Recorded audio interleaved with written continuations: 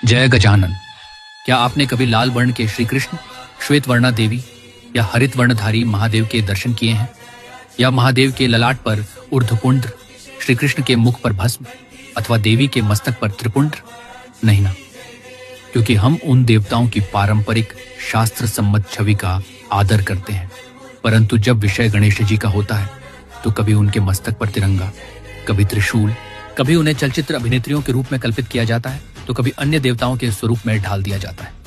अब तो कृत्रिम बुद्धिमत्ता AI के माध्यम से भी बाप्पा के स्वरूपों के साथ अनुपयुक्त प्रयोग किए जा रहे हैं। उनके मुखमंडल, नेत्र और सूंड तक को विकृत कर दिया जाता है। परिणाम स्वरूप एक ऐसा रूप प्रस्तुत होता है जो न तो शास्त्रानुसार है, न ही सौंदर्य परख। आज के युग में कलात्मक स्वतंत्रता के नाम पर हमने एक विचित्र प्रदर्शन आरंभ कर दिया है।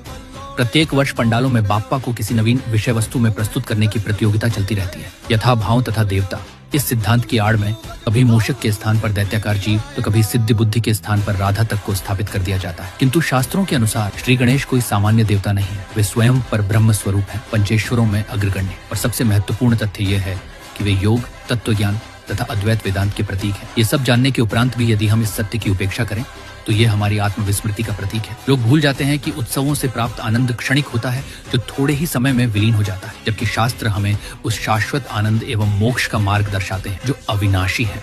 गणपति बाप्पा के वाहन से लेकर उनके नेत्रों तक प्रत्येक प्रतीक का एक गहन तात्विक अर्थ है। इन प्रतीकों के साथ अनधिकृत परिवर्तन करना उस अर्थ का अपमान करना है। इसलिए आवश्यकता है कि हम अध्ययन करें और समझें और करें ऐसी भक्ति जो केवल उत्सव न होकर आत्म जागरण का माध्यम बन जाए। तभी हम अपने समाज, मूर्तिकारों एवं पंडालों में सत्य के प्रति सजगता का संचार कर सकेंगे। श्री गणेशाय नमः।